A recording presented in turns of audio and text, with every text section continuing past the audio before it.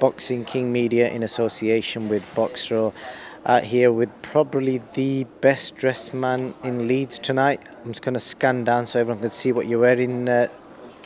IBF champ, Sonny Edwards. Talk to me about what you're wearing first. Well, we got into war, so we're sticking to the khaki green. I like being comfortable. I like being oversized as well, so that's where the Bape cargos come in. And I've always got a pair of Nikes or Jordans on my feet, so that explains them. And then, apart from that, just chucking clothes on that fit. I don't plan my outfits until half an hour before I leave, so as it shows sometimes. But I'm glad for the compliment. I mean, it depends who you ask, probably. You know what I mean? And I've got to ask you, because I always forget to ask you, what accent are we going to use today, Sonny? I don't know, bro, if I'm honest. Like, I struggle. I try. I'm going to go to elocution lessons or just go hang around Londoners for a month or so and get my accent back. I've been up Sheffield and Birmingham and Manchester for the last 8 years. It's hard to keep track of where I'm centred. That's a fair point, man. Let's talk boxing. We're out here in Leeds. Anyone in particular come to watch? Obviously, you got your stablemate Nico. You got a good win tonight. Anyone else? Obviously Nico, Jack. I've been sparring Jack for this fight. OD as well. Seen OD on the card. Just watched him there. Box well. Good knockout. All the lads really. I try and get down to as many shows. And anytime one of our lads is in the gym, that's fighting, I'm there. I'm involved. So all of them really. I got here about 7 o'clock and I've sat down and watched every fight. Top man, and let's talk about you, man. Everyone wants to know when you're fighting next. Have you got anything lined up? I know that you're in and out of the gym, so talk to me. I think I'm going to retire. And it's going to cost a lot of money to get me out of retirement. $500 million? In all seriousness, I probably had one of the most exciting conversations earlier this week that I've had in my boxing career. Can't go too much into it, but the future's looking very, very bright. Sort of getting a massive fight offered up to me, hopefully. The beginning negotiation. We're just in the middle of a few things right now, but like I said, I had one of the best conversations I've had regarding potential fight news, probably as a professional boxer. So hopefully have some more news to come with the next couple of weeks and have something for me to completely aim for. I mean, I want a big fight. I need a big fight that people will be interested in outside of just the people that are sort of supporting and following along the flyweight division. So I need a fight that probably goes outside of that. There's not very few at this weight. There's probably a few more at the weight above and other weights. So who knows? We've got a few options, a few viable routes, but unifications, big fights is what I'm here for. I'm a world champion right now. I think I've got to 18-0, number one in the world in my eyes. Relatively within myself. I think there's a lot of levels still to go. There's layers and layers, and I'm just looking forward to staying in the mix and coming out the top of the tree. I think if I get the next couple of fights that I want, I think I'll be definitely the number one in the division, and then arguably one of the best fighters, if not the best fighter from Britain, for me and my eyes. Okay, from what you're saying, I know you've talked about Paul Butler recently. Obviously, it means going up in weight, but obviously, I know you can't give too much away. But to give us a bit of a hint from what I'm picking up, it sounds like you're moving up in weight. Nah, because see me, I throw little, curveballs left, right, and centre. That's why I got my glasses on, so you can't see my face reactions. Potentially, if a fight offer comes there, that makes more sense or makes the most sense. One thing's for sure, I'm not going to give up my IBF title until someone grabs it out of my hands or there's something in front of me that's worth taking the jump for, like another weight world title or a massive, massive fight. But even then, the massive fight would have to come with a world title for me to get rid of one, if I'm perfectly honest. I wouldn't, move to super flyweight, vacate my IBF to fight just for no reason, do you know what I mean? So I'm world champion. I've been the world champion for over a year. I've got 2 defences already, 3 world title fights, 3 world title wins.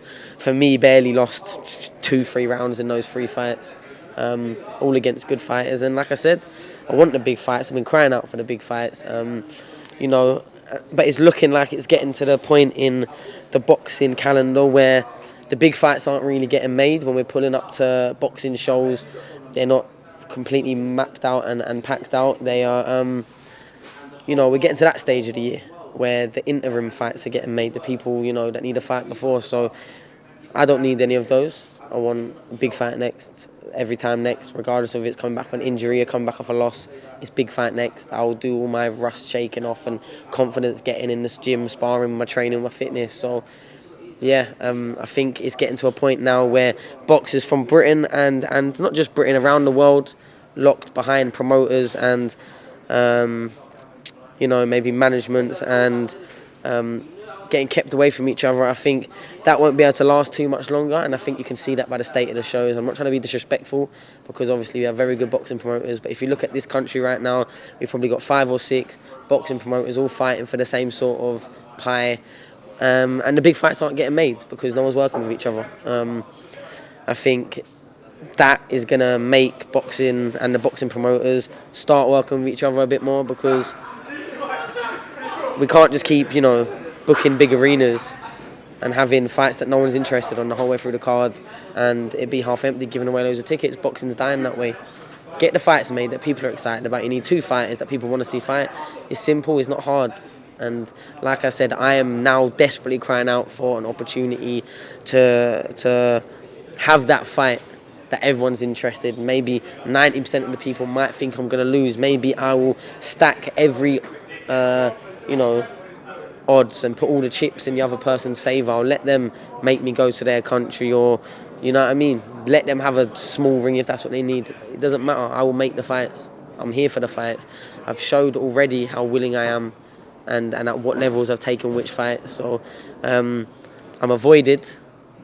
I know we spoke a lot without even mentioning that. I mean, Ricardo Sandoval, my mandatory challenger, who was getting ready to get called, chose and opted to go and fight Norberto Jimenez, and if he wins a WBA final eliminator, then fight Artem Dalakayan for a world title. So he chose to, instead of having an immediate shot against the not in the best shape, can't punch, runs around, or however you'd want to describe me in a negative way, this Ricardo Sandoval, who we seen come over and dispatch of Jay Harris, and Jay Harris is a friend of mine and a good fighter, he chose to fight 2 men rather than fighting me.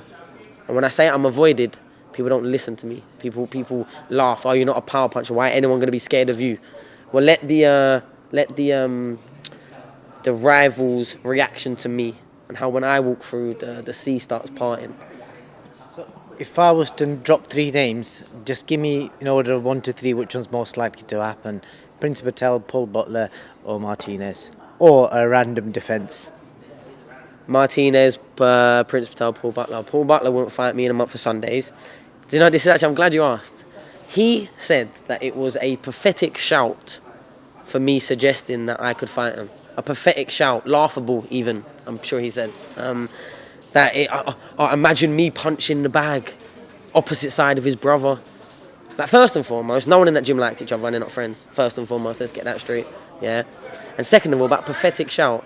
How can you use that you trained with my brother as a pathetic excuse of why you wouldn't fight me? That's a pathetic shout. That's a pathetic excuse. And I didn't really have no energy for Paul, but trying to make me seem stupid, trying to make me seem, I don't know, however to describe it, trying to make me seem non-realistic, unreasonable. Do you know what I mean? As in, to try and make that fight happen. Because you trained my brother for the last 3, 4, 5, 6 months. And I could say things, and I'm not going to, but I could say things that would completely blow that out of the water. And maybe you should go and ask his manager what I could say. Go and ask your manager and trainer. But it really did piss me off. Not piss me off, because I don't let people get under my skin, but yeah. But yeah, they're all shitbags, man. Paul Butler especially. Well, I don't like asking you too much because I don't want you to get yourself in trouble, Sonny. But I know you're not afraid to say what you think. So potentially Martinez, could even be Paul Butler after this interview. Who knows? But either way, unless you've got anything else to add, I'm going to let you shoot, man. Well, to be fair, you just randomly naming 3 fighters. I mean, if you asked me who I thought it would be, if you give me that, it's probably going to be Felix Alvarado. Ricardo Sandoval, Golden Boy, chose to jump out of the IBF rankings rather than fight me as my mandatory challenger. Probably one of the biggest fights in the division. And the number 3, there's no number 2. The number 3 is Golden Boy, Felix Alvarado, who came up from the IBF champion at light flyweight, boxed a couple of times and looked good on the zone shows and big cards, Garcia Campbell being one of them and his brother. And he came up as the light flyweight world champion and said, I want Sonny Edwards. And do you know how refreshing that is? Do you know how it's taken me about 7-8 years to really have a fighter of any sort of note that would be worth getting in the ring with, to actually point at me and say, I want to fight you? It's taken 7 years of a pro career. Do you know how ridiculous that is? Do you know how many people I've called out? You've seen me, you've heard me, I've done it to you. I've called out plenty of fighters on your interviews. But do you know how ridiculous it is, how I am a non-scary, a non-punching, just a mouthpiece, just this, just that and the other, speak all these different accents, etc., etc., etc. But no one wants to fight me. And it's not because they're getting paid better in the division, because I can assure you that's not true. I can assure you that I'm the highest paid flyweight in the world.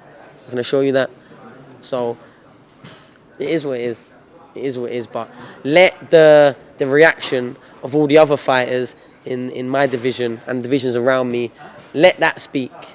Let that speak on my character in boxing. Let that. Right, Sonny. Interesting. I feel like you've hinted of a few names out there, and let's see where your journey goes. Keep doing yourself, and I'm sure you've got fans out there and haters, but you need both in this world to succeed in boxing. Yeah, and do you know what? I think in boxing, the fans are good. The fans will support you when it's time to support you.